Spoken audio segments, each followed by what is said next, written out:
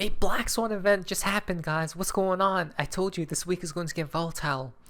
From P3, B7, there's a large-scale supply chain attack in progress. The NPM account of a reputable developer has been compromised. The affected packages have already been downloaded over 1 billion times, meaning the entire JavaScript ecosystem may be at risk. Now, the person who tweeted this out, by the way, is a CTO at Ledger. Ledger's warning of this cyber attack that just occurred. The malicious payload works by silently swapping crypto addresses on the fly to steal funds. What? So I guess if you're sending a transaction, or this happened like hours upon hours ago, the hacker would try to. The attack was basically that it would swap your address to the hacker's address, right? When sending funds. That's crazy. If you use a hardware wallet, pay attention to every transaction before signing and you are safe, right? So basically double check on who you're sending on who you're sending your coins to, or just check the addresses always, right? No matter even if this wasn't the case, guys, you always have to double check, right? That's a normal practice. But this is insane. If you don't use a hardware wallet, refrain from making any on-chain transactions from now.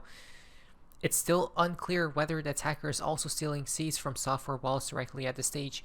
Now, let's take a look at this, guys. Now, this attack was targeted towards which cryptocurrencies? Let's check this out. So, the script contains extensive lists of attacker-owned wallet addresses for Bitcoin, Ethereum, Solana, Tron, Litecoin, and Bitcoin Cash. I do not see XRP listed there, right? But I don't know if it did affect XRP type of transactions, guys, right? Since it just mentions these certain assets, which is fascinating. Now, the update has been the author has been notified and is actively working with the NPM security team to resolve the issue. So NPM, so this is what the site is, guys, building amazing things. It seems like an open source site where developers can help other developers with code. Now, NPM is a platform where developers can publish, share, and manage open source JavaScript libraries and tools, right? A developer's account was hacked here, okay?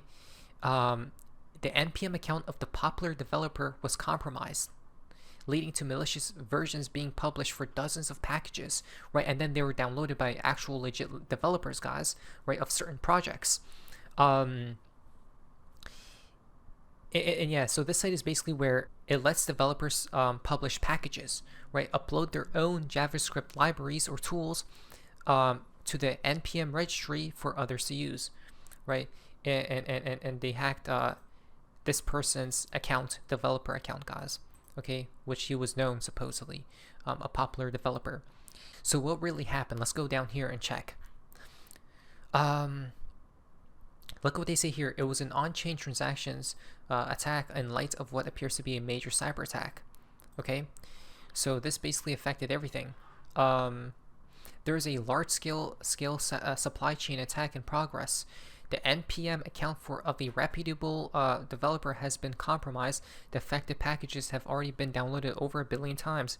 That's an insane amount of times, meaning the entire JavaScript ecosystem may be at risk, right? I'm pretty sure it was targeting Ethereum the other day, guys, which we talked about. You guys remember? So, a supply chain attack currently affecting the NPM account of a reputable developer. Some suggest the events could be the largest supply chain attack ever. A supply chain attack involves a hacker or hackers compromising a trusted part of the software distribution process rather than targeting the individual users. So the malicious payload works by silently swapping crypto addresses on the fly to steal funds. In simple terms, it appears a hacker took over the account of a trusted software developer on the site, a popular platform where developers share code. These compromised packages have allegedly been downloaded over 1 billion times, potentially affecting any number of websites and apps, including crypto projects. Now, so how much was really stolen? Right, supposedly this their address, guys, NPM attack, and there has been, as of right now, I don't know if it's gotten updated, $159 that was stolen, guys, due to this event. Okay, cyber attack. Oh, it just upped it. It got upped, guys. It's now $486. Okay, $486. Yeah, that's what I'm saying. It may be small, right? It may be nothing, but this could have been a large attack, by the way, right? I don't even know how it's not much though, as much as some other attacks have been, right? In the millions, if not billions. So I'm not sure why.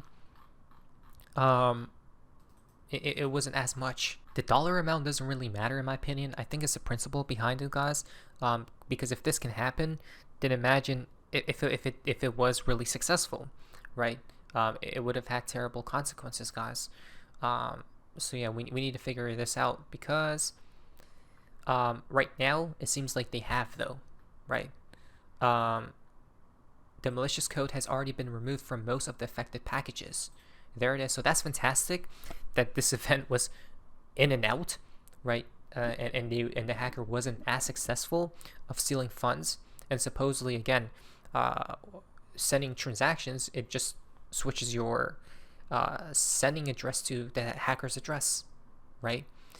But again, this is why, even if this is not a thing, guys, whenever sending anything on chain, always clearly double check, okay? And sometimes, to be sure, not sometimes, I actually used to do this every time, when I had a bunch of XRP back then, is that you send a small amount of XRP first. As an example, it could be any crypto, it doesn't matter. And then when it actually goes through to the address you're trying to send it to, then you send more, right? A larger amount, for example. But again, it appeared that the hacker was able to add code that changes cryptocurrency addresses in the background, thereby tricking users into sending money to the hacker instead of their intended recipient. Right? Not unlike how the North Korean hackers were able to steal or to drain $1.5 billion in funds from crypto exchange Bybit earlier this year. Wow. You see, so it could have been a lot larger of an attack, but luckily it wasn't. This is interesting because Ledger stated, Ledger devices are built specifically to protect users against attacks like this.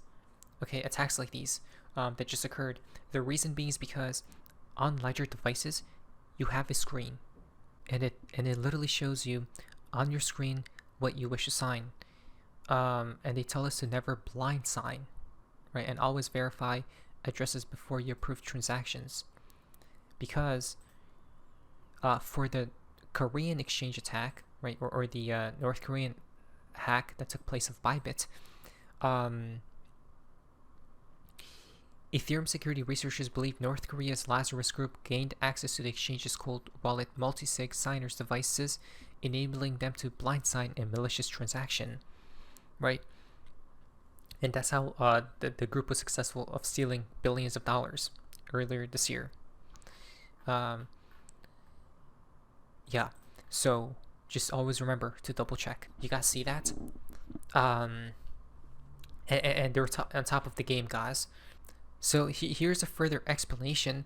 In any website that uses this hack dependency, it gives a chance to the hacker to inject malicious code. So for example, when you click a swap button on a website, the code might replace the transaction sent to your wallet with a transaction sending money to the hacker. But in your wallet, you'll still see the bad transaction and need to approve it. It's not like you'll instantly get drained. That's fascinating, huh? So you still have a chance right there, but a lot of people wouldn't even care and just approve the transaction, right? They were like, oh, it already hit the chain. I just need to double confirm, approve, and then they'll just click it, guys, instead of actually checking once more time. David Short says, great to see quick action from Zaman to keep users protected. Okay, so XRP wallets are safe here. They immediately audited and all the XRP Labs packages are safe. So there's that. And then for MetaMask, as a MetaMask user, you do not need to be scared of the supply chain attack that took place earlier today. MetaMask has multiple layers of defense to protect our products and users. Basic security, we lock our versions, don't publish directly to a main, have manual and automated checks during the entire development lifecycle. And a few other things, guys. But wow, this is scary though, right? This is very scary. It is. It is scary because that means there's a chance of this happening, right? On the blockchain. So that's crazy, guys. Which is why you just have to be safe at all times, no matter what the case may be, right? And this was just a small example, but imagine it got worse, guys, right? And it was a bigger attack. Luckily, it wasn't though, which is a blessing. But always remember to just stay safe out there, right? I guess we're still in the wild west, because if those funds get drained, by the way, right, you're not gonna get them back. You're not gonna get them back. That's all I have to say. It's not a bank, right? Your exchange, in exchange, ledger, cold storage is not a bank. You don't have insurance, right? So whatever happens on chain, yes, it is trackable forever. At least that's a good part. But as well, on the other hand, it's not centralized, right? Is the issue. So there comes the narrative of what happens if things are decentralized and centralized, right? There's always pros and cons to it. But this is why America is coming out with the Clarity Act, right? And different things need to be set in place for certain events taking place here. I don't know. Things seem scary nonetheless, guys. No, but each of us be safe out there. What is that, Sophie's Mazes? See ya.